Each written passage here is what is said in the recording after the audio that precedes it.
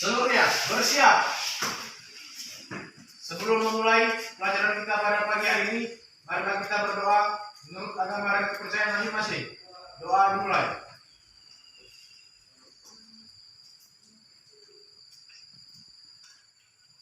Doa selesai. Kepada Ibu Guru beri salam. Selamat pagi, Bu. Selamat pagi. Sebelum ini kita mulai pembelajarannya, Ibu akan absen kalian terlebih dahulu ya. Yosua Benardo Simangunso, Ada Bu. Oji Rowesli Simangunso, Ada Bu. Mariam Puji Lestari, Mini Lestari, Ada Bu. Yulia Triningsi, Rahmadita Pratiwi, Ada Bu. Sri Wulandari, Ada Bu. Pristika Dewi Utami. Nah, adapun tujuan pembelajaran kita pada hari ini yaitu untuk mengetahui pengertian dan pengelompokan evolusi. Yang kedua, untuk mengetahui hubungan adaptasi dan seleksi alam. Yang ketiga, untuk mengetahui antara teori evolusi Lamarck dan Darwin. Nah, sebelumnya di sini ada yang tahu nggak apa itu?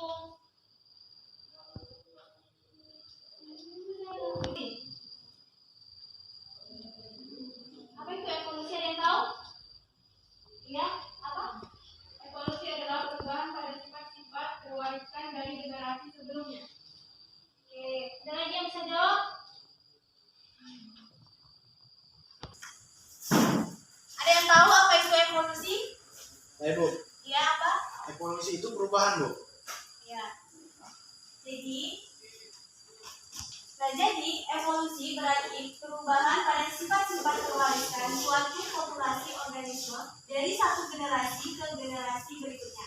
Nah, perubahan-perubahan itu disebabkan oleh kombinasi tiga proses utama, yaitu variasi, reproduksi, dan juga seleksi. Jenis-jenis evolusi itu yang pertama adalah berdasarkan biologi itu ada dua, yaitu organik dan anorganik. Kalau yang anorganik ini merupakan evolusi mengenai asal-usul makhluk hidup yang ada di muka bumi berdasarkan fakta dan penalaran yang teoritis. Sedangkan evolusi organik ialah evolusi filogenetis yang mengenai asal-usul spesies dan hubungan kekerabatannya. Nah, yang berdasarkan arahan itu ada dua, yaitu progresif dan regresif. Kemudian berdasarkan skala perubahan itu ada dua juga, makroevolusi dan mikroevolusi. Kemudian berdasarkan hasil akhir itu ada divergen dan konvergen. Kehidupan berevolusi dan salah satunya dengan cara seleksi alamiah mereka dapat kekuatan untuk bertahan hidup di alam. Nah, ada yang tahu apakah itu seleksi alam? Ya, oke. Seleksi alam yaitu seleksi yang dilakukan oleh alam. Oke. Nah, jadi seleksi alam itu adalah seleksi yang dilakukan oleh alam secara alamiah. Makhluk hidup yang dapat beradaptasi karena adanya seleksi ini, maka dia bisa bertahan hidup. Tahapan seleksi alam itu ada tiga. Yang pertama, seleksi alam terjadi karena perbedaan keberhasilan reproduksi. Yang kedua, seleksi alam terbentuk dari interaksi lingkungan yang diwarisi organisme. Yang ketiga, produksi seleksi alam adalah adaptasi organisme, populasi, dan lingkungan. Teori evolusi pada seleksi alam ini pernah dikemukakan oleh Darwin yang menyatakan bahwa semua makhluk hidup itu bersaing di alam. Ini melalui seleksi alam. Perjalanan evolusi Darwin sampai sekarang itu mendapatkan kritik dan penolakan, baik itu para ilmuwan ataupun para agama seperti ya agama-agama Islam, karena teori dia ini menyatakan bahwa asal usul manusia itu berasal dari kera. Padahal kalau dari agama, mau itu agama Nasrani ataupun Muslim, manusia itu ya dari Nabi Adam, bukan dari kera. Maka teorinya Darwin ini pernah dibantah juga oleh Thomas Huxley yang meyakini dengan teguh akan evolusi manusia yang bertahan. Namun, Alfred Wallace pada akhirnya menolak itu dengan memutuskan bahwa seleksi alamiah sendiri tidak dapat menjelaskan banyak sifat manusia. Dan pada tahun 1871, Darwin akhirnya mengeluarkan buku yang berjudul tentang asal-usul manusia. Di dalam buku ini, ia menguraikan alasan bahwasannya manusia dan kera memiliki leluhur yang sama yang dihasilkan melalui seleksi alam. Tapi itu dibantah. Itu benar-benar nggak bisa diterima gitu. Nah, ada dua ilmuwan yang terkemuka yang membicarakan tentang evolusi makhluk hidup. Nah, kita ambil makhluk hidupnya itu ialah jerapah. Jean-Baptiste Lamarck pada tahun 1744 sampai 1829 dan Charles Darwin pada tahun 1890 sampai dengan 1882. Ini kedua ilmuwan tersebut mengembangkan teori evolusi yang berbeda, namun tetap memiliki persamaan. Keduanya ini sama-sama membahas tentang evolusi dari jerapah. Mereka memiliki perbedaan, tapi tetap ada kesamaannya. Nah, berdasarkan dari konsep spesiesnya, Lamarck beranggapan bahwa semua individu dalam spesies yang sama memiliki karakteristik yang identik. Nah, masalah pada zaman dahulu, menurut Lamarck itu semua jerapah memiliki leher yang pendek. Dan semua gajah memiliki belalai yang pendek. Sedangkan Darwin beranggapan bahwa individu adalah spesies yang sama dapat memiliki karakteristik yang berbeda. Misalnya pada zaman dahulu menurut Darwin itu ada jerapah yang memiliki leher panjang dan juga ada yang berleher pendek. Nah, sedikit karena adanya menurut Darwin ini ya, karena jerapah itu berleher pendek dan panjang ada dua. Jadi yang berleher pendek itu sudah tidak ada, sudah punah gitu. Nah, kemudian berdasarkan mekanisme terbentuknya spesies baru, Lamarck beranggapan bahwa terdapat dorongan internal dari dirinya. Dia seperti ini.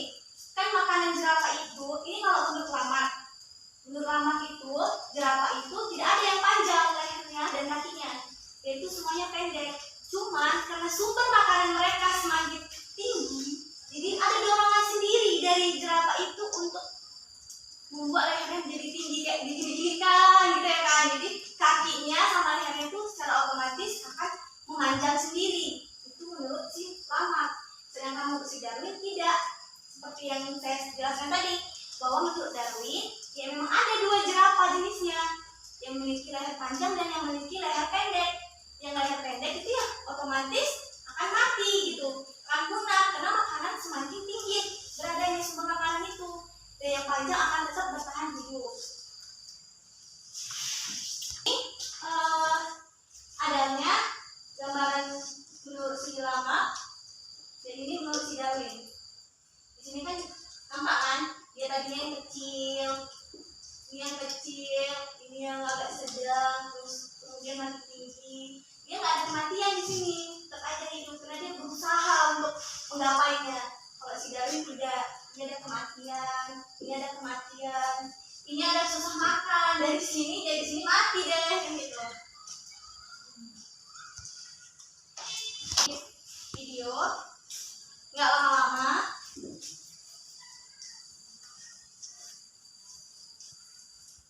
Video ini mengenai seleksi alam, bisa menambah wawasan kalian. Ditonton ya anak-anak.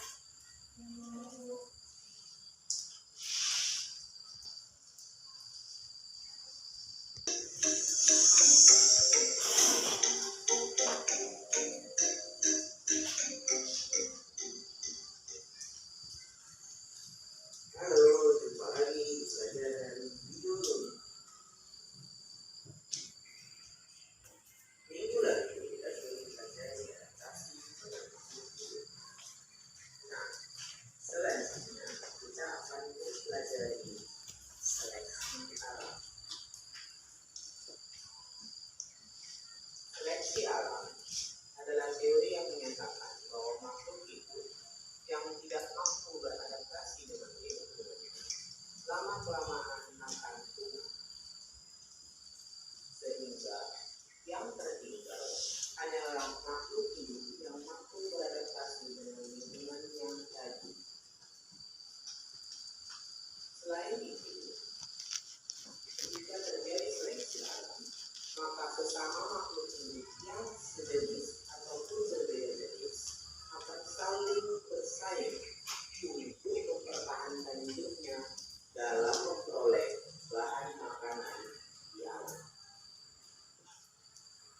Seleksi alam erat kaitannya dengan spesies, varian, rantai makanan, jaring-jaring makanan, perkembangbiakan, genetika, dan adaptasi makhluk hidup. Di mana seleksi alam akan menyebabkan terjadinya proses perubahan sedikit demi sedikit dan berlangsung dalam waktu yang relatif lebih lama, bisa ratusan, ribuan, bahkan jutaan tahun, sehingga terbentuklah sifat baru. Peristiwa ini disebut dengan evolusi. Jadi, seleksi alam dapat menyebabkan terjadinya evolusi jika terjadi dalam kurun waktu yang lebih lama. Nah, berikut ini adalah contoh dari seleksi alam. Demikianlah pertemuan hari ini. Tadi ada sedikit video untuk menunjang pembelajaran kita. Nah, selanjutnya kita akan berdiskusi secara berkelompok. Ini ada berapa orang? Ada 14 ya. Dibagi menjadi 3 kelompok. Yang ujung sana jadi kelompok 1, kemudian yang ini kelompok 2, dan yang ini kelompok 3. Dibentuk kelompoknya enak. Bulan itu ya.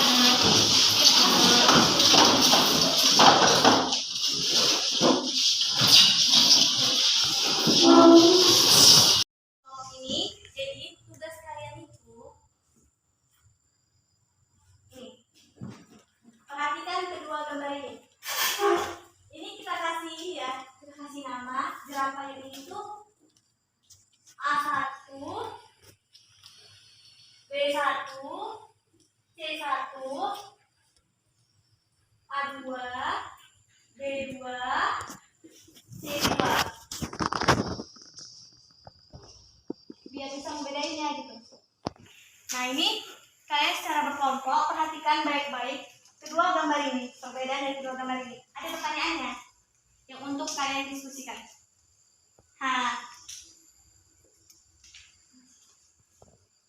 Ini dia pertanyaannya. Jadi pertanyaannya ibu bacakan aja ya. Jadi kalian bisa sambil memperhatikan gambarnya.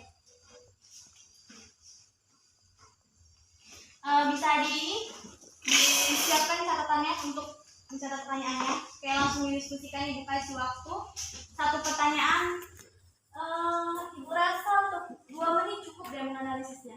Karena nggak susah-susah banget kok. Pertanyaan pertama, pada gambar 1, jerapah mana saja yang dapat memakan tumbuhan dan mengapa demikian? Tunggu gambar yang 1 itu, jerapah mana yang dapat memakan tumbuhan dan mengapa demikian?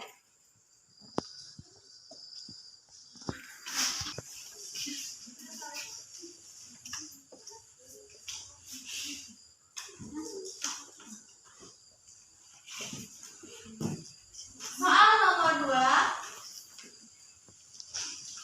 apa yang terjadi pada jerapah C? Mengapa demikian? Ini masih gambar 1 ya, masih soal untuk gambar 1. Apa yang terjadi pada jerapah C? Kedua C, C1 dan juga C2. Apa yang terjadi? Dan mengapa hal ini bisa terjadi?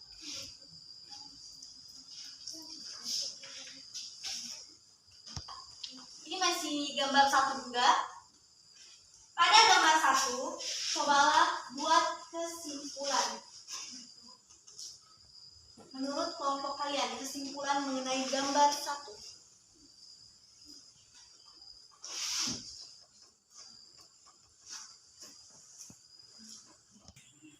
Nah, selanjutnya kita masuk ke gambar yang nomor 2 ini. Soal yang pertama,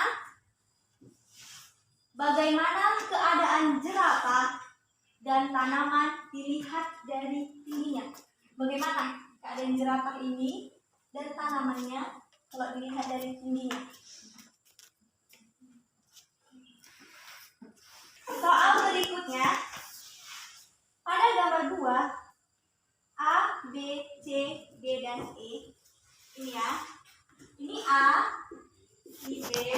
C, D, dan E. Nah, pada jerapah ini, apakah tumbuhan terus tumbuh? Itu tumbuhan akan terus tumbuh atau jerapahnya yang terus tumbuh?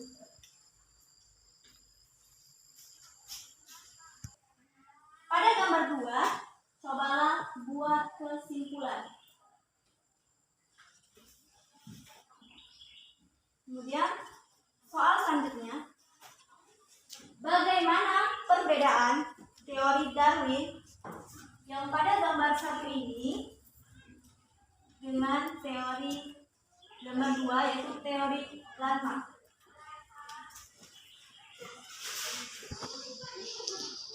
Nah, dan menurut kalian teori manakah yang paling benar? Hubungkan juga apa alasannya, kenapa kalian memilih teori itu paling benar menurut kalian? Nah, telah selesai kan? Udah kalian jawab semua? Nah, sekarang saatnya kalian untuk mempresentasikan hasil jawaban kalian tentang. Yang mau kelompok 1 duluan. Oke deh, semua.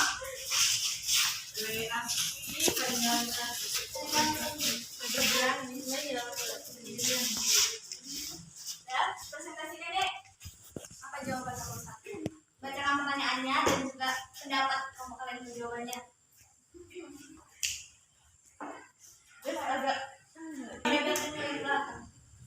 Pada gambar 1, jerapah mana saja yang dapat memakan tumbuhan? Mengapa demikian? Jerapah yang dapat makan A1, 2, dan B1, 2 karena memiliki leher yang panjang. Tempat C, mengapa demikian? Jerapah C1 tidak bisa makan karena pendek lehernya. C2 pingsan karena kelaparan. Nomor 3, pada gambar 1, cobalah buat kesimpulan mengenai gambar tersebut. Kesimpulannya ialah bagi jerapah yang tidak berleher panjang akan mati karena makanannya berada di tempat yang tinggi. Yang keempat, pada gambar 2, bagaimana keadaan jerapah dan tanaman dilihat dari tingginya. Jerapah menyesuaikan kondisi tubuhnya dan terus berevolusi karena sumber makanannya yang terus-menerus berubah atau semakin tinggi, sehingga jerapah memiliki kaki dan leher yang panjang. Kelima, pada gambar 2A, B, C, dan E, apakah tumbuhan tersebut tumbuh? Ya. Yang keenam, pada gambar 2A, B, C, dan E, apakah jerapah mengalami kematian? Tidak, pada jerapah terdapat dorongan internal dari individu untuk melakukan evolusi guna memenuhi kebutuhan hidup. Yang ketujuh, pada gambar 2, cobalah buat kesimpulan mengenai gambar tersebut. Jerapah mengalami perubahan panjang leher dan kaki sesuai dengan tinggi makanannya agar jerapah bisa tetap hidup. Yang kedelapan, bagaimana perbedaan teori Darwin gambar 1 dengan teori Lamarck gambar 2? Menurut kelompok kalian, teori mana rasa paling tepat? Pembukaan alasannya. Menurut kelompok kami, gambar 1, jerapah yang berleher pendek akan mati dan memiliki leher yang panjang, dapat bertahan hidup. Dan gambar 2, jerapah akan terus mengikuti perkembangan zaman atau sesuai lokasi tempat makanannya agar dapat bertahan hidup. Menurut kami, teori yang kami rasa paling tepat ialah teori Lamarck karena jerapah memiliki kemauan atau dorongan individu untuk mengalami perubahan agar dapat bertahan hidup. Baik, terima kasih. Kita beri aplaus. Silakan kembali. Nah, itu mau satu ngomong lagi untuk apakah hasil diskusinya kelompok 2.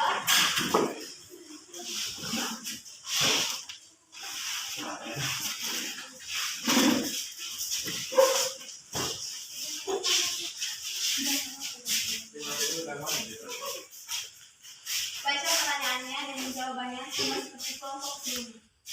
Yang pertama, pada tambah 1, jerapah mana saja yang dapat memakan tumbuhan? Mengapa demikian? Jawabannya adalah jerapah yang dapat makan A1, 2, dan B1, 2 karena memiliki leher yang panjang. Nomor 2, apa yang terjadi pada jerapah C? Mengapa demikian? Jawabannya adalah jerapah C1 tidak bisa makan karena pendek lehernya. C2 mati karena kelaparan.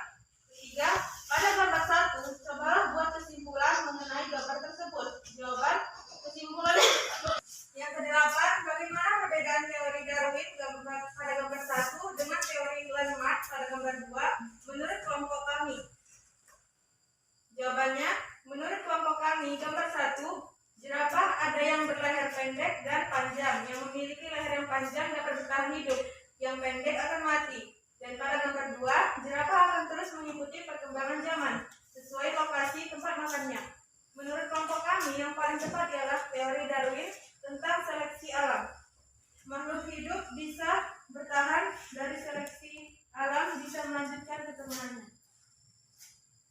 Baik, terima kasih beri aplaus. Silakan kembali. Dengan sabar aja ya, kembali. Baik, terima kasih. Jawaban kalian cukup menarik. Ada yang benar dan ada juga yang sedikit ngawur ya kan? Itu jerapahnya bukan pingsan ya, yang C2 itu, tapi mati. Yang nomor 1. Kemudian Ibu akan menjawab perbedaan teori Darwin dan juga Landmark ini.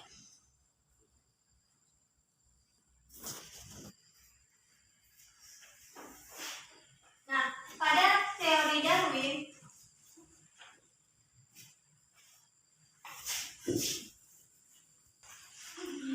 itu yang pertama, dahulu leher jerapah itu bervariasi, ada yang berleher panjang, ada yang berleher pendek. Ini Ibu menyimpulkan ya. Kemudian sedangkan pada Landmark ini dahulu nenek moyang jerapah itu semuanya berleher pendek. Kemudian yang kedua itu hanya jerapah yang berleher panjang yang dapat menjangkau daun-daunan yang tinggi sehingga bertahan hidup. Sedangkan jerapah yang berleher pendek akan mati. Sedangkan menurut Landmark, jerapah berusaha mencapai daun-daun yang tinggi sehingga lehernya bertambah panjang. Tadi kena dorongan individu. Yang ketiga, hanya jerapah berleher panjang yang mempunyai kelangsungan hidup. Kalau Landmark ini keturunan berikutnya leher jerapah lebih panjang dari nenek moyangnya. Jadi nenek moyangnya itu kan pendek, dia berusaha untuk biar panjang gitu. Nah setelah itu dia berkembang biak dan anaknya mengikuti yang sudah terjadi, yaitu panjang dari kakinya juga panjang.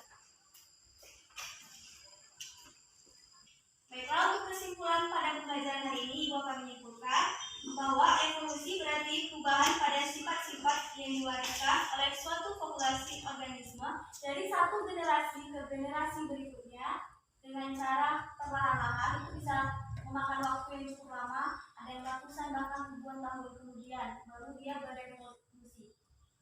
Nah, untuk seleksi alam itu adalah memiliki perbedaan kemampuan untuk hidup dan bereproduksi dari suatu individu.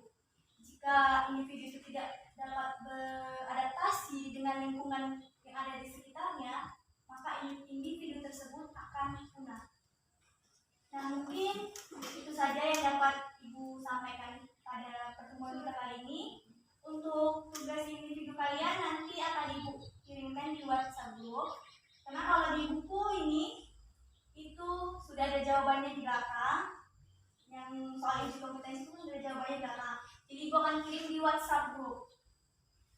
Ibu harap pembelajaran hari ini dapat bermanfaat bagi kalian untuk hari ini dan untuk di kemudian hari. Amin.